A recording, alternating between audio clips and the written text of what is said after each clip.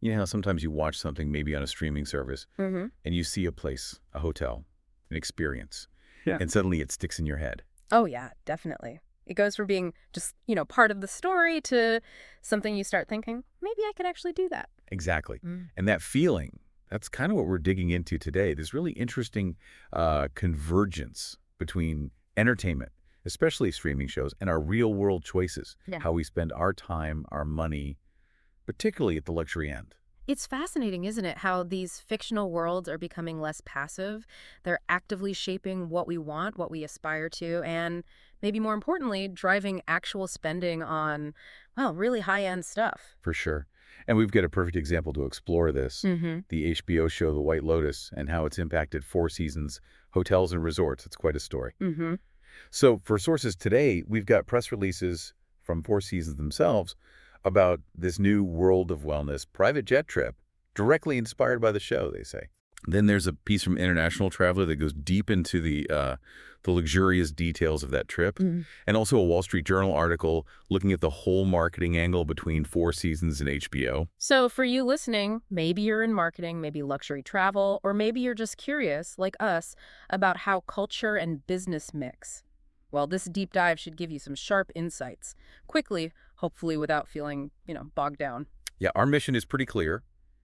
Understand how a huge hit show like The White Lotus translates directly into, well, actual bookable ultra-luxury travel.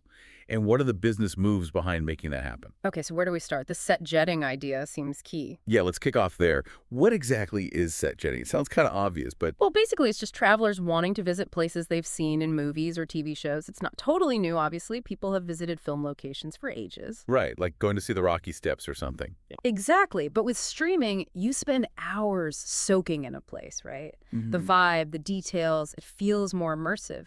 So that desire to make it real seems stronger. You sort of feel like you've already been there almost. And Four Seasons is explicitly saying this, aren't they?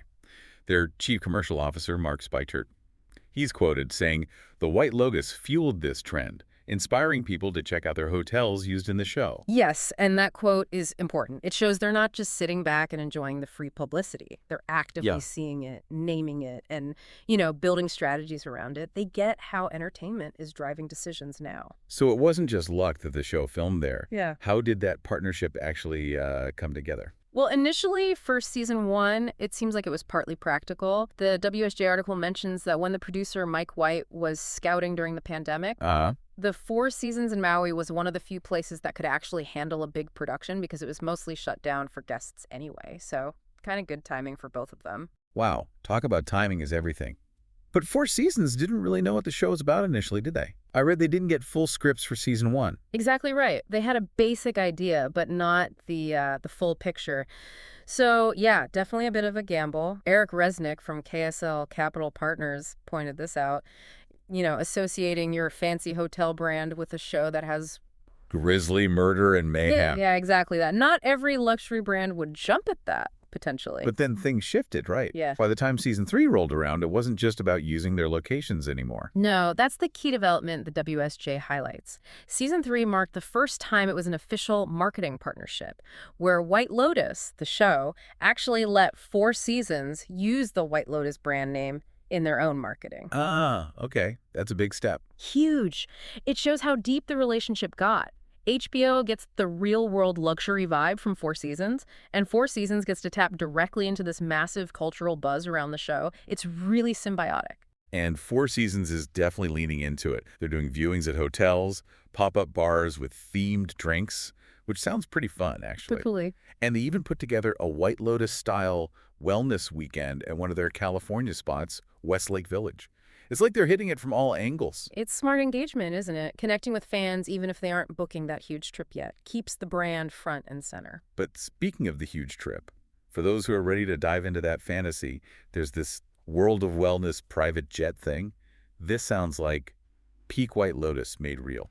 It really is kind of the ultimate expression of this convergence. It's a 20-day trip, only 48 guests, hitting 8 destinations. Okay. And crucially, like the press release and the International Traveler article detail, it includes the 3 specific Four Seasons that were the backdrops for the show. Koh Samui in Thailand, Season 3? San Domenico Palace in Taormina, Sicily, Season 2. Love that one. and the Maui Resort at Wailea. Season 1. Got it. But it's broader, too, right? Like, it also stops in Singapore, the Maldives, Meritech, Nevis, Mexico City, all stays at Four Seasons, of course.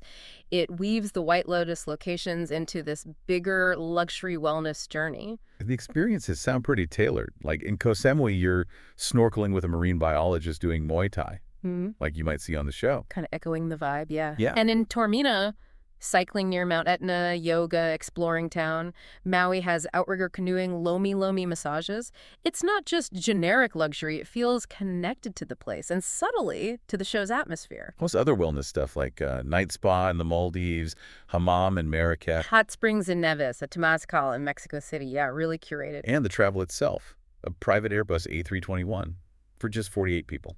Get this. Custom design, Italian leather seats, apparently 6.5 feet of personal space. Wow. An onboard lounge, concierge, chef, even a doctor traveling with them. It's absolutely top tier. Okay, so the price tag must be significant. Yeah, you could say that. The articles mention US $188,000 per person, plus extra if you're traveling solo. So clearly targeting a very specific, very wealthy demographic that wants this unique connection. Right.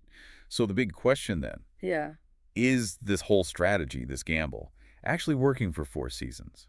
Is it paying off? Well, according to the Wall Street Journal piece, it's been a massive marketing jackpot. Okay, jackpot how? The numbers are pretty stark.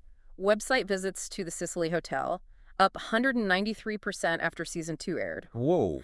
And the Maui property saw web traffic nearly triple. They also saw huge jumps, triple-digit percentages in people actually calling or emailing to ask about booking rooms there. So direct link between people watching the show and then immediately looking up the hotel. Seems like it. Very direct. And are they just looking or are they booking? Yeah. And paying top dollar? That's the other key point in the article.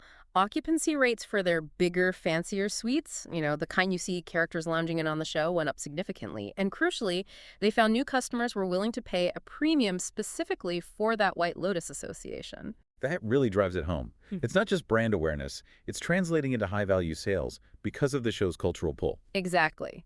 That observation from Mark Spiker, that travelers are just increasingly influenced by what they see on screen. These numbers really seem to prove him right. It's deeper than just seeing a pretty picture in an ad. The story hooks people. Still, thinking back to that initial risk, partnering without knowing the whole plot, that took some nerve. It really did. And Eric Resnick's point about the risk of negative association is valid. But apparently Four Seasons had worked with Netflix before on Narcos Mexico, so maybe they had some sense of the potential upside versus the risk. Right. And it's not like they own the concept now either. Other hotels are getting in on the act. Yeah, the WSJ mentions Four Seasons doesn't have any guarantee for future seasons. And other luxury brands like the Mandarin Oriental and Bangkok are now actively promoting their appearance in season 3. So the rest of the industry is definitely paying attention. Makes sense. They see what worked for Four Seasons. For sure. The whole Four Seasons White Lotus thing has become this, textbook case study, showing that direct, very profitable line from a hit show to people wanting real-world luxury experiences inspired by it. It's a shift maybe from just ads to something more culturally embedded. So wrapping this up then, this world of wellness jet trip really is the perfect symbol of this convergence we've been talking about. A hugely popular show directly creating demand for, well, incredibly high-end travel. Precisely. Four Seasons played it smart. They leveraged this cultural moment from the White Lotus, not just to boost their image, but to actually attract a whole group of wealthy travelers looking to kind of live out a piece of that on-screen fantasy. It really makes you think, though, doesn't it? If a TV show can spark this kind of specific super luxury product, Yeah. what else is out there? What other media, films, books, maybe even, big social media trends are shaping what we desire, what we buy, especially at that high end? What other unexpected connections are bubbling up? That's definitely something to keep an eye on. Absolutely. The way entertainment and our real lives, our real spending, intertwine. It's constantly changing. Well, this was a fascinating look at the White Lotus effect, really digging into how that show moved the needle for Four Seasons and the luxury market. It really was. Thanks for joining us for this deep dive. Hopefully it gives you something to think about. Keep watching for those surprising links between the screen and the real world.